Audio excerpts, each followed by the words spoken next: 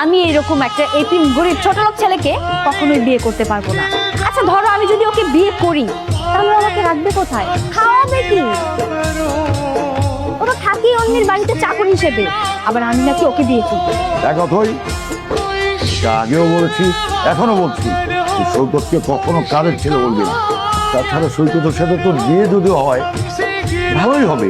আমরা তো জানি সৈকত অনেক ভালো ছিল, বিয়ের আগেও যেমন আমাদের বাড়িতে আছে, বিয়ের পরেও আমাদের বাড়িতে থাকবে। আমি গরিব মানুষ, চাল নেই, চুলো নেই, মা নেই, বাপ নেই, আমার কেউ নেই।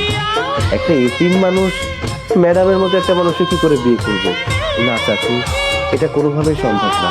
শুনে রাখো একটা কথা, আমি এমন একটা এতিম গরিব ছোট লোক ছেলেকে কখনোই বিয়ে করতে পারবো না। ঠিক আছে, আমি আর তোমার মা মিলে আমরা একটা সিদ্ধান্ত নিয়েছি, সেটা তোমাকে জানিয়ে দিচ্ছি। তুমি যদি আমাদের পছন্দ করা ছেলেকে মানে সৈকতকে বিয়ে না করো, তাহলে আমরা আমাদের সম্পত্তি তবে তিনখানায় দান করে দেবো। এসব তুমি কি বলছো? আমি তোমাদের একমাত্র আদরের মেয়ে, আমার তো একটা ভবিষ্যৎ বলে কথা আছে, তাই না? দেখো বাবা, এইভাবে আমার ভবিষ্যৎটা নষ্ট করে দিও না।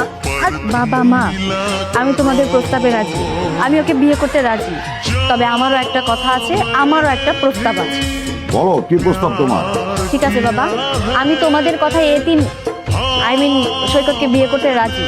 তবে আমারও একটা শর্ত আছে, সৈকতকে বিয়ে করার পর সৈকত আমার সাথে ঢাকায় চলে যাবে, কারণ আমার ঢাকা শহরে বন্ধু বান্ধব, পড়াশোনা সবকিছুই ওখানে আছে। আর সৈকত যদি আমার সাথে যেতে রাজি হয় তাহলে ওকে বিয়ে করতে আমার কোনো অসুবিধা নেই। কিন্তু এইটা কিভাবে সম্ভব? সৈকতকে নিয়ে ঢাকায় কেন? না চাচি, ম্যাডাম যদি আমাকে সত্যি বিয়ে করতে রাজি হয় তাহলে আমার ঢাকা যেতে কোনো অসুবিধা নেই।